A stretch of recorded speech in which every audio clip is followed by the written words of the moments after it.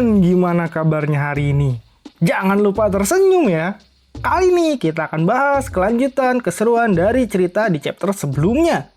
Untuk yang belum menonton chapter sebelumnya, tonton dulu ya kawan. Oh ya, terima kasih untuk kalian sudah menonton video di channel Melody Cerita. Untuk membuat channel ini berkembang, jangan lupa like dan subscribe-nya ya kawan.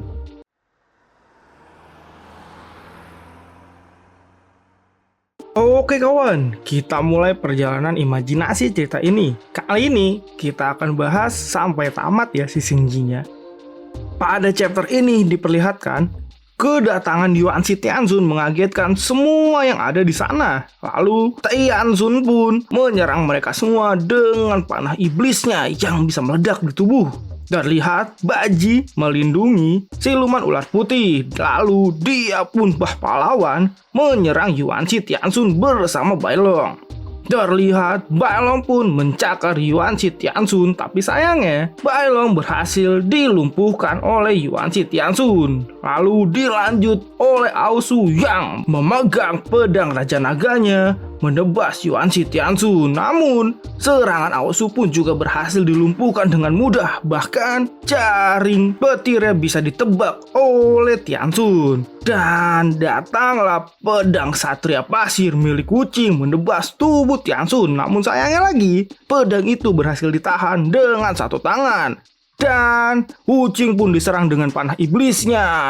Namun kali ini Tianxun mengakui kehebatan kucing karena dirinya sulit dikalahkan.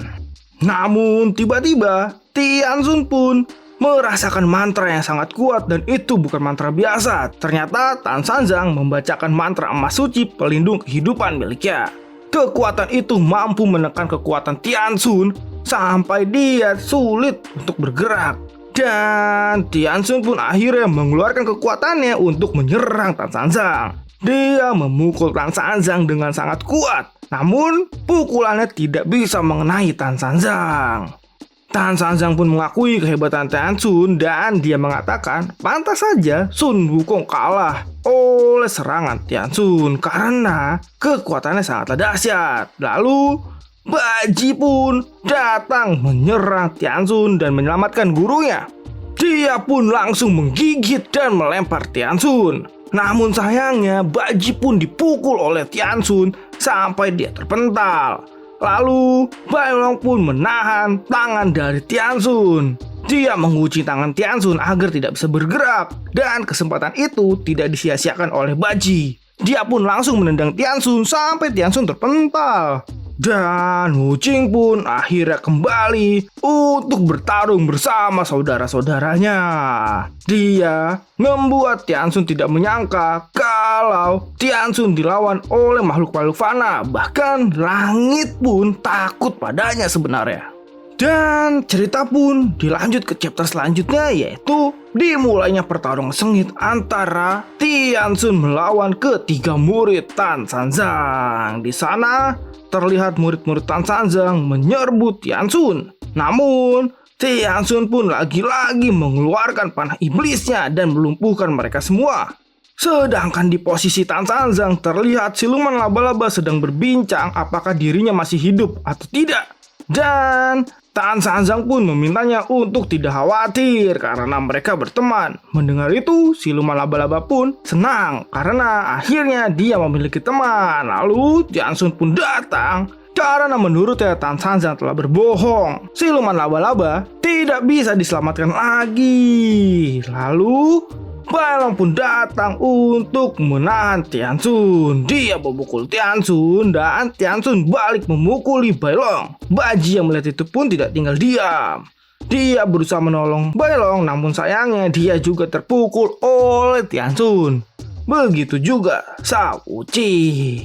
Sedangkan di sisi Aosu pun sedang ngumpet dan berharap mendapat pertolongan dari naga kuno dan ibunya. Tapi ibunya sedang menikmati burung Kiaroro yang baru lahir. Begitu juga dengan naga kuno, dia sedang tertidur, tidak memperdulikan dan tidak mendengar permintaan pertolongan dari Aosu. Aosu pun akhirnya tersadar tidak ada yang peduli padanya. Kehidupan memanglah kejam. Akhirnya dia pun memutuskan untuk bangkit melawan Yuan Tianxun.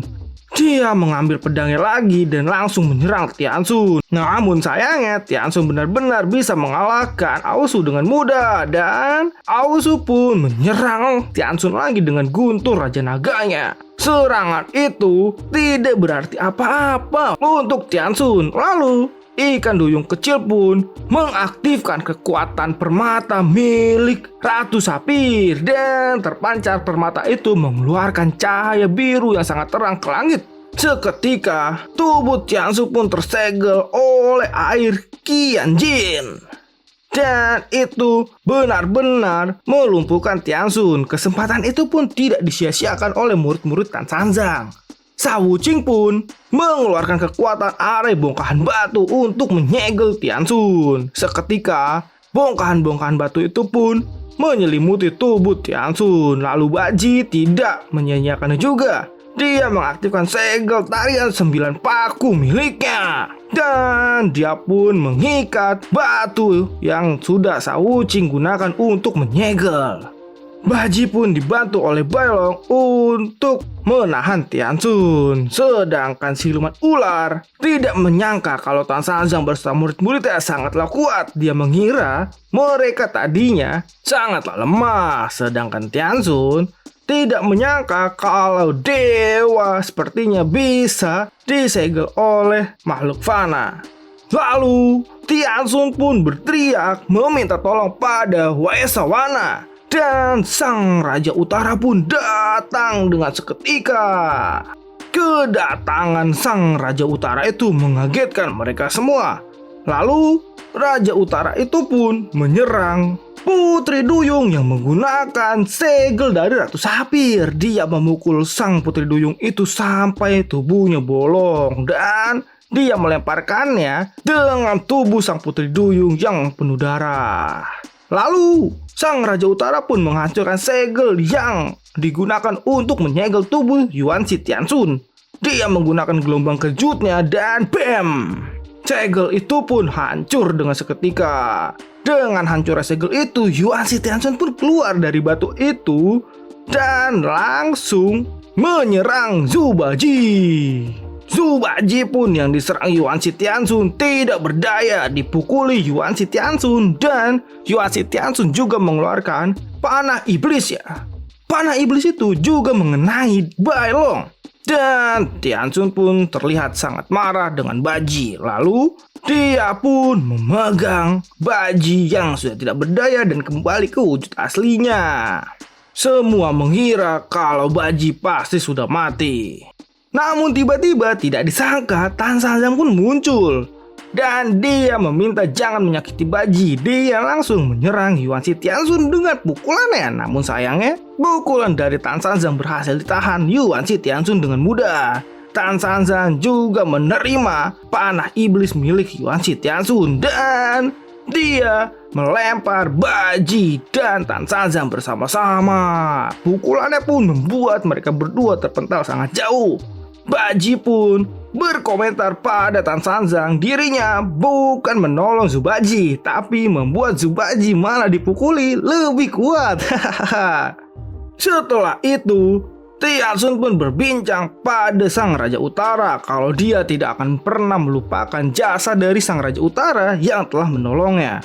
Sang Raja Utara pun berkata dia hanya mengikuti makhluk yang sangat kuat, dan Raja Utara juga meminta posisi setelah semua ini berakhir. Dari kejadian itu pun ternyata Zubaji telah sekarat dan tidak mampu berdiri. Sedangkan Xiaoyu telah berubah menjadi api suci beberapa saat, namun belum ada perkembangan yang maksimal di altar kuno. Dan Putri Duyung pun sudah tidak berdaya karena tubuhnya telah bolong dan mengeluarkan banyak darah. Sedangkan Shao Wuqing, dia kelelahan. Pasir sihirnya terkuras dan terkuras. Sedangkan Aosu, dia hanya membunyi karena takut. Jadi harapan satu-satunya kali ini tinggallah Bailong. Dan benar saja, Bailong dengan gagah beraninya berdiri tepat di depan Yuan Tianxun. Yuan Tianxun pun tidak menyangka kalau Bailong memiliki keteguhan yang sangat besar. Lalu Tan Sanjang pun meminta Bailong untuk mengaktifkan kekuatan tersembunyinya. Dan tiba-tiba Yuan Shi Tianxun pun memukul tubuh Bailong sampai terpental. Dan dengan seketika Bailong pun berubah ke wujud campurannya dengan Hihu. Tubuh itu sangatlah mengerikan. Bahkan diceritakan saat berada di tempat kerajaan Putri Duyung, saat Bailong berubah ke wujud terkuatnya melawan Tan Sanjang, Tan Sanjang dibantu oleh kedua muridnya untuk melumpuhkan Bailong. Dan kali ini tidak ada lagi yang bisa menghentikan Bailong karena Tan Sanjang sudah mengeluarkan arahan khusus buat Bailong. Karena setelah evolusinya bangkit, dia adalah monster yang tidak terkendali. Dia pun dengan seluruh kekuatannya mendorong Yuan Shi Tianxun sampai terjatuh. Dan Yuan Shi Tianxun tidak menyangka kalau Bailong masih menyimpan kekuatan tersembunyi yang sangat besar. Sedangkan Bailong terlihat sangat kesal dengan Tianxun. Serangan Bailong pada Tianxun itu sangatlah membuat Tianxun kewalahan. Dan Bailong hanya terobsesi untuk membunuh Yuan Shi Tianxun. Serangan itu sangatlah dahsyat. Sampai-sampai semua yang ada di sana kaget karena kekuatan dari wujud sempurna milik Bailong. Tianxun pun yang dipukuli oleh Bailong akhirnya bangkit dan mengeluarkan panah iblisnya dan memukul Bailong. Dia pun membawa Bailong pada dimensi kegelapan dan memukulinya terus-menerus sampai Bailong terpental. Tapi sayangnya pukulan-pukulan itu membuat Bailong semakin kesal dan dia akhirnya bangkit lagi dan mengeluarkan api dari mulutnya membakar Yuan Shi Tianxun. Itu adalah kekuatan naga api sejati yang dimiliki hewan monster aneh itu. Dan Yuan Shi Tianxun heran bagaimana mungkin dia melakukannya. Dan Bailong pun melompat ke arah Tianxun untuk menyerangnya lagi. Dan Tianxun terkena serangan itu. Lalu akhirnya Tianxun pun mengeluarkan kekuatan sesungguhnya, yaitu kekuatan Raja Iblis. Dengan seketika auranya pun langsung berubah bangkit menjadi sangat menakutkan. Dengan bangkitnya kekuatan Raja Iblis ya, dia menyerang Bailong tanpa ampun dan Bailong terlihat tidak berdaya. Bailong terpental dan mengeluarkan banyak darah. Tianxun pun sangat bersemangat dan langsung mendekati Bailong. Sang Raja Utara pun berkata kalau Bailong berhasil membuat jiwa bertarung milik Yuan Shi Tianxun bangkit dengan sempurna. Meski begitu, dia akhirnya tetap tidak akan bisa mengalahkannya karena kegagalan sudah di depan mata. Dan Sang Raja Utara pun memutuskan untuk tidak tinggal diam. Dia ingin menyerang Tan Sanjang dan murid-muridnya. Namun tiba-tiba keluarlah petir yang sangat kuat, yaitu petir merah milik Aosu. Dia menyelamatkan Tan Sanjang dan murid-muridnya dan menyerang Raja Utara. Jiwa naga guntur milik Aosu membuat ledakan yang sangat besar. Ledakan itu tidak hanya sekali, tetapi berulang-ulang kali. Bum bum bum bum. Namun tiba-tiba Raja Utara bangkit dengan kondisi yang tidak terluka sedikit pun. Dia langsung menyerang Aosu dan membuat Aosu terjatuh. Aosu pun akhirnya berubah ke bentuk naganya. Namun sayangnya itu tidak membuat Sang Raja Utara gentar. Akhirnya Aosu pun lagi-lagi mengeluarkan pedang Raja Naganya untuk bersiap menyerang Raja Utara Faesaofana. Terlihat Sang Raja Utara mengenali Aosu. Dia adalah Raja Naga satu-satunya yang berani melawan Dewa Kegelapan. Dan dia pikir Aosu sangatlah kuat seperti Raja Legenda. Namun sayangnya itu semua salah. Dan Aosu pun dengan nama Raja Naga dia memanggil Guntur Sembilan Alam untuk menyerang Raja Utara. Namun sebelum petir itu turun, Raja Utara dengan cepat menyerang Aosu duluan dan petir itu pun akhirnya turun dan menyambar Raja Utara.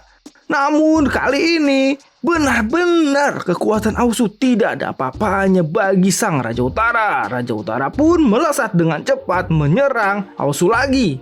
Dan akhirnya Aosu pun menebas kepala Raja Utara. Dan Rebasannya tidak ada apa-apanya, menggoresnya saja tidak sedikit pun, dan Raja Utara langsung menyerang Ausu lagi sampai dia terpental dan terjatuh. Sedangkan di sisi Duyung kecil, dia berkata pada Ratu Biksi dia gugur dan tidak menyesal karena dia membela pasukan Duyung. Sedangkan Tan Sanzang terlihat berkata mengeluarkan kata-kata bijak untuk membangkitkan semangat muridnya. Dan sedangkan Bailong masih saja dihajar habis-habisan oleh Yuan Shi Tianxun, begitu juga Ausu dan ketidakberdayaan Duyung kecil.